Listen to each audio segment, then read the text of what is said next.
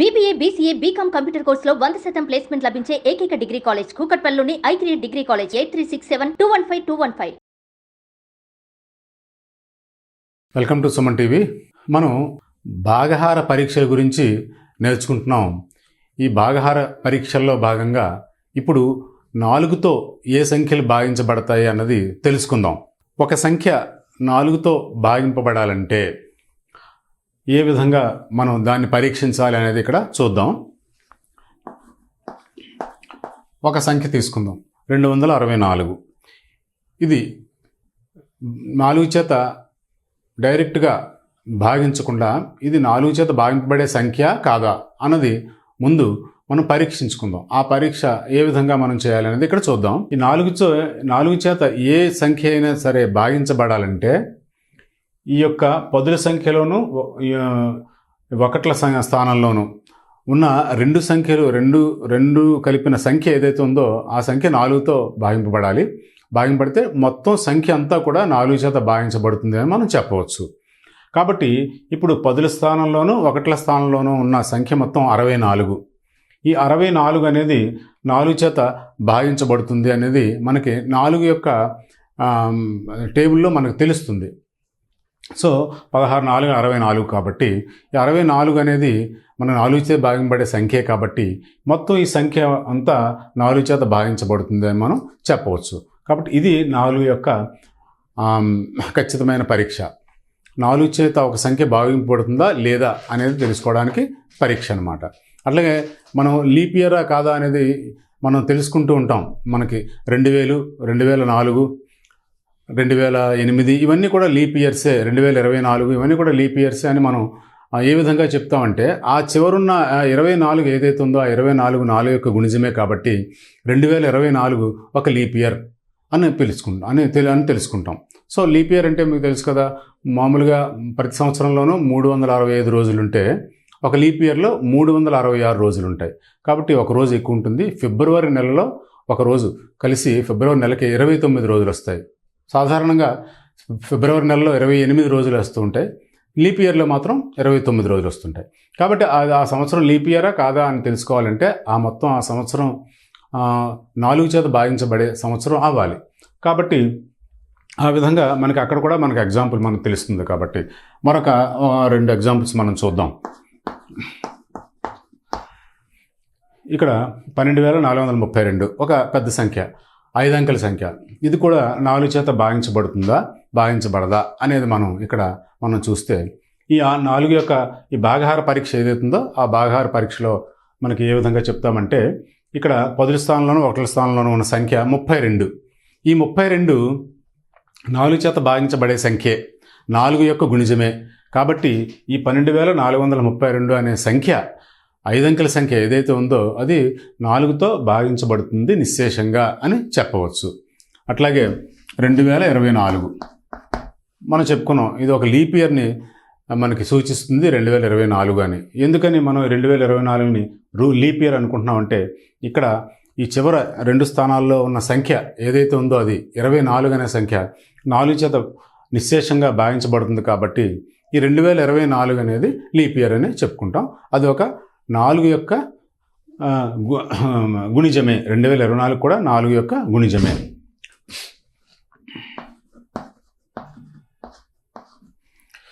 $34,312 అనే మరొక 5 అంకెల సంఖ్య తీసుకుంటే ఇక్కడ కూడా 12 చివరి 2 స్థానాల్లో మనకున్న సంఖ్య ఏదైతే ఉందో అది 12. ఈ 12 కూడా 4 యొక్క గుణిజమే కాబట్టి ఇది కూడా 4 యొక్క గుణిజమే, 4 చేత భాగించబడుతుంది అని మనం చెప్పవచ్చు. కాబట్టి ఈ 4తో మనకి భాగహార పరీక్ష ఈ విధంగా చేయాలి. ఇప్పుడు ఒక సంఖ్య 5 చేత నిశ్శేషంగా భాగింపబడాలంటే దాని యొక్క పరీక్ష ఏమిటి అనేది ఇక్కడ తెలుసుకుందాం. అయితే ఒక సంఖ్య 5 చేత నిశ్శేషంగా భాగించబడాలంటే యూనిట్ల స్థానంలో 5 కానీ 0 కానీ ఉండాలి. యూనిట్ల స్థానంలో 5, 0 ఈ 2 సంఖ్యలలో ఏ ఒకటైనా సరే ఉంటే ఆ సంఖ్య 5 చేత నిశ్శేషంగా భాగింపబడుతుంది అని చెప్పవచ్చు. కాబట్టి చాలా సులభంగా మనం తెలుసుకోగలిగే పరీక్ష ఇది. 5 చేత భాగించబడే సంఖ్య ఏది అని తెలుసుకోవటం. కాబట్టి మనం ఒక 2-3 ఎగ్జాంపుల్స్ ద్వారా చూద్దాం. 155 అనే ఒక సంఖ్యని మనం తీసుకుంటే ఇది 5 చేత ఖచ్చితంగా భాగించబడుతుంది అని మనం చెప్పవచ్చు.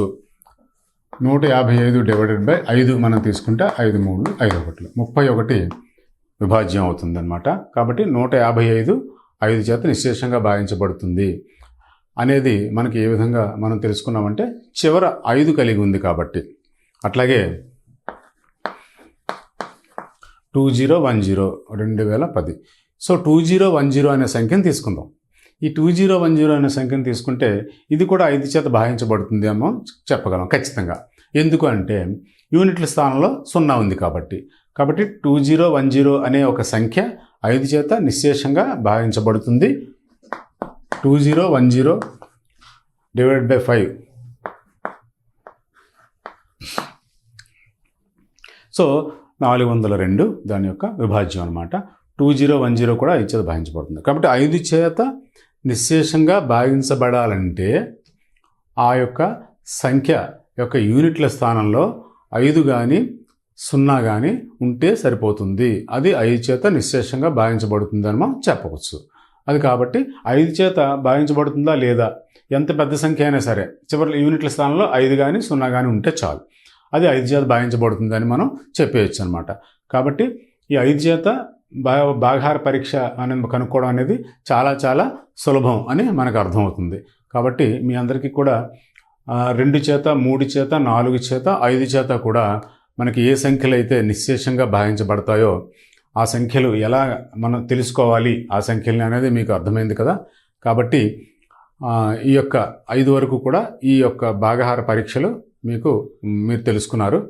తరువాత మనం పరీక్షించబోయే సంఖ్య 6. ఏదైతే సంఖ్య 6 చేత మనకి భాగింపబడుతుందో ఆ సంఖ్యని ఎలా కనుక్కోవడం, ఆ సంఖ్యని ఎలాగ పరీక్షించాలి, 6 చేత ఒక సంఖ్య భాగించబడుతుందా లేదా అనేది ఎలా పరీక్షించాలో తెలుసుకుందాం. ఇప్పుడు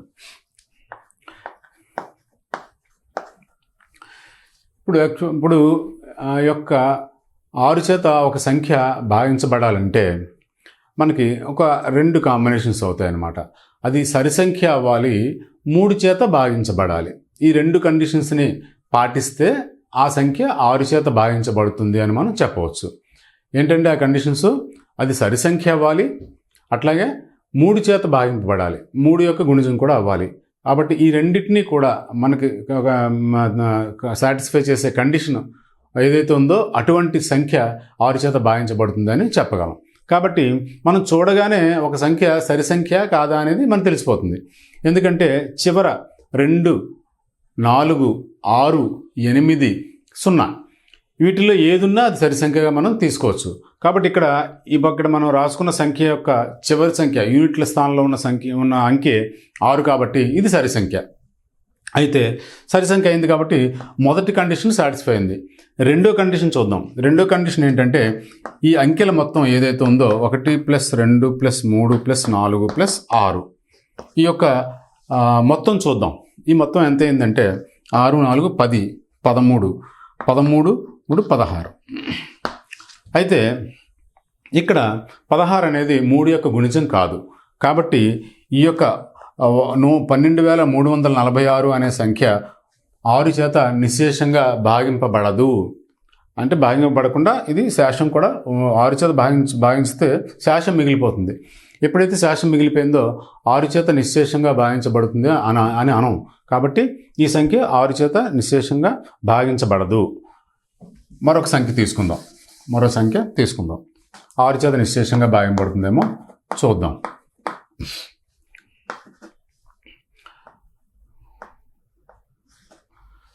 పెద్ద సంఖ్య తీసుకుందాం.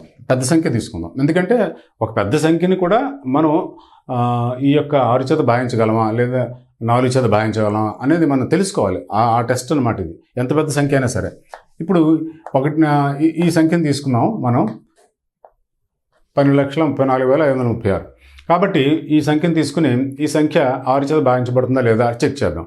అయితే మనకున్న టెస్ట్లో 2 పార్ట్స్ కదా. 2 పార్ట్స్లో ఒక పార్ట్ ఏంటంటే సరి సంఖ్య కాదా అనేది చూడడం. కాబట్టి 6 సరి సంఖ్య కాబట్టి మొత్తం ఈ సంఖ్య కూడా మొత్తం సరి సంఖ్య కింద మనం భావిస్తాం.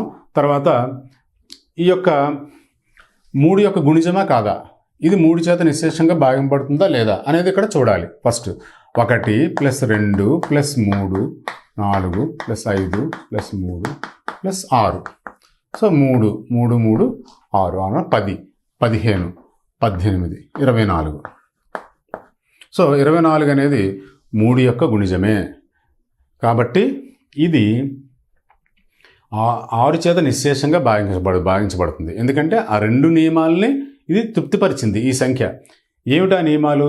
సరి సంఖ్య అవ్వాలి, 3 చేత నిశ్శేషంగా భాగించబడాలి.